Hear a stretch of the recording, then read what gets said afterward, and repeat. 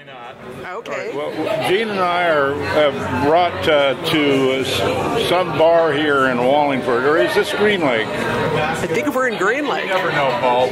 We've argued about this a lot before. That's the big question.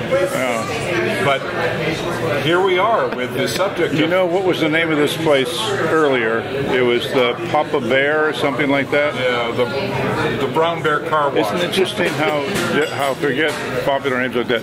But anyway, here we are. Sounds like you're in the then and rather than the now. I just woke up here. Gene and I did a lecture this morning in Redmond. Okay. And it was at 10 o'clock, which meant I got up at 4 and I had to get up at 8. So I'm beat. So you can see I'm shaky. Anyway, this is Susan Fleming, who is the author of this book, and it's the subject of this book and subjects that we wrote that little article in the Times that appears tomorrow morning, right? So you're going to have time to edit this tonight? Oh, yeah. All right. So we just want to ask Susan a few questions about, well, first of all, what are you doing now? Didn't you go on to write a second? Aren't you working on another book? I am. I'm working on... You hesitated a little bit there. No. It's just on hold due to my busy life, but hopefully next summer I'll get right on it. But it's the Seattle Pioneer Midwife, The Apprentice, and so Apprentice Midwife. So of course my grandmother, her daughter, the little baby in the article, she's the one who got me interested in maternity care.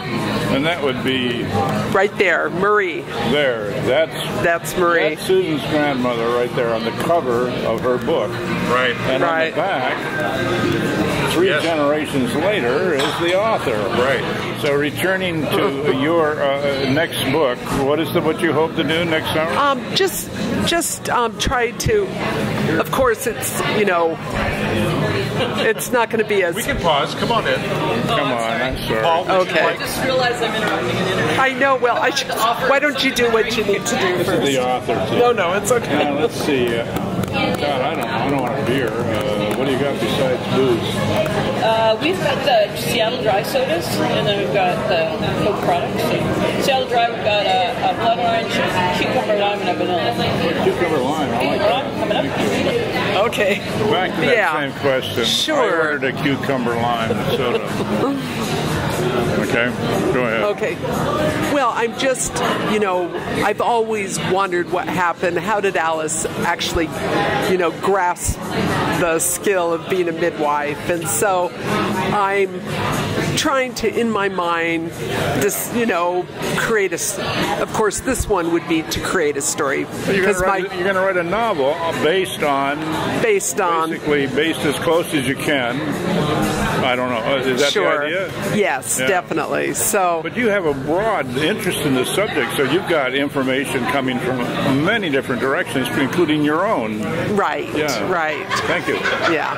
I myself, I've been, I've had the miracle of witnessing hundreds of births and being there, and I just, really enjoyed that, and I do, pull that into the stories that I write about childbirth.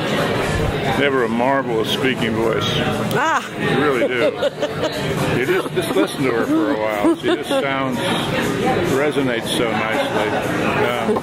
Well, I have to say my father, who was a nephrologist, poured through your book in about a 2-hour sitting. So my goodness. He absolutely loved it. Oh, you're kidding. Do you know my son is in medical school and he's considering neurology. Nephrology. Oh, nephrology with the urine. Yeah, yes. The urine guy. The urine guy. Yeah. He's the my son's thinking of the neuro guy.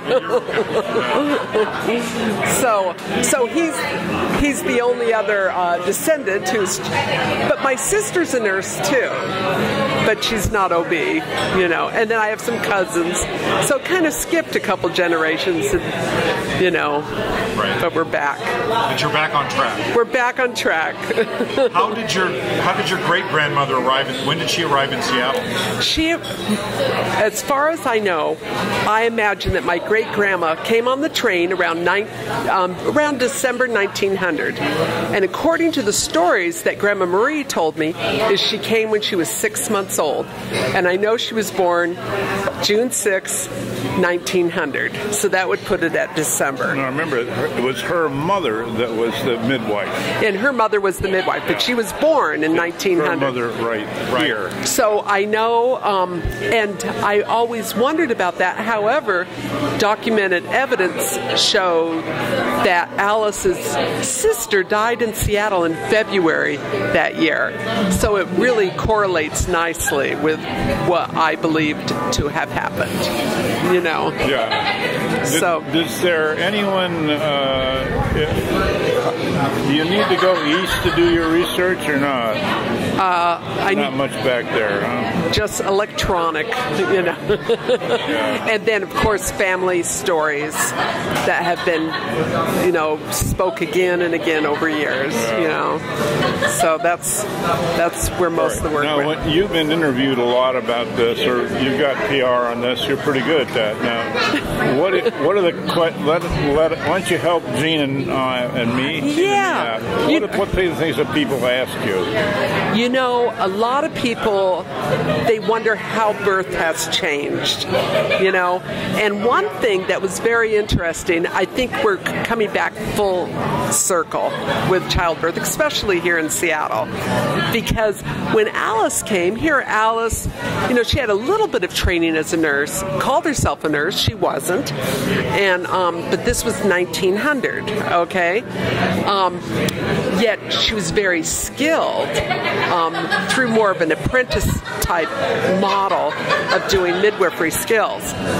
Today you find that model still being practiced in Bastyr University. They have, it's more of a non-nursing midwife, okay? And it's, but it's very much after the apprentice-style training. Truth is, great-great-grandmother, actually Alice, the center, yeah. Actually went to nursing school, but left it for romance, didn't she? She sure did. And that romance resulted in a number of things. Me. Including you. So, I mean, let's not scold her too much. That's right. Yeah. That's true. That's true. Yeah. And, you know, her husband, of course, you know, we only know her side, but we believe he was, you know, in his own way, a good man. You know, he did play for her headstone when she died, you know, and he showed up when he was in 1908 when he did. When Teddy Roosevelt's Great White Fleet came into the harbor. Exactly. He was one of the machinists on the battleships. He sure was. And he sure was. Showed up at the front door of their home in Green Lake. And it became a Seattle Times news article. Yeah. Back then in 1908. I have looked up that article. It's a true article. It's in the blog. I put it in the blog. Okay, great. I also put the other one up, which is the one which is a non-story.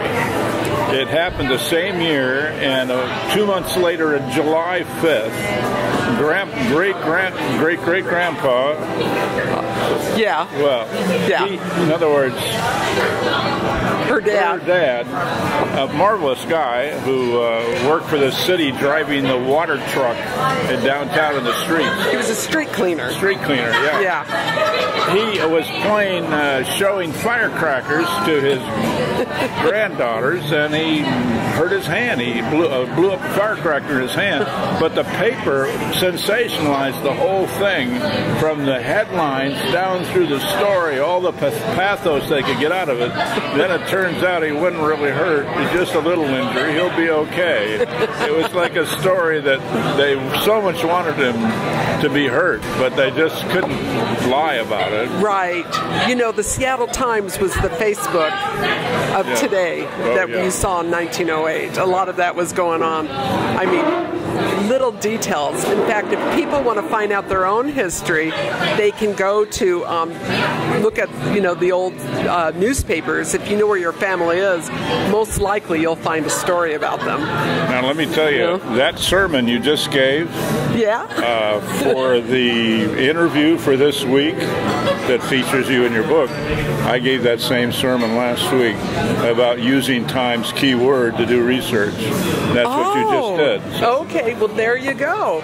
Yeah, and I was just wanted to say that today we have two absolutely fabulous nurse midwife programs here in the Seattle, in the city of Seattle, which is the University of Washington has a nurse midwifery program, and of course my own Seattle U has a nurse midwifery program.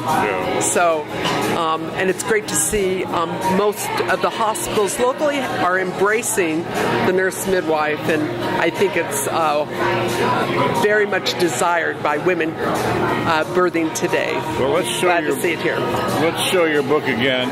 Okay. Hold it right next to you.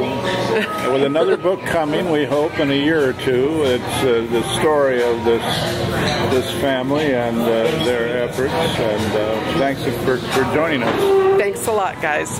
Bye-bye.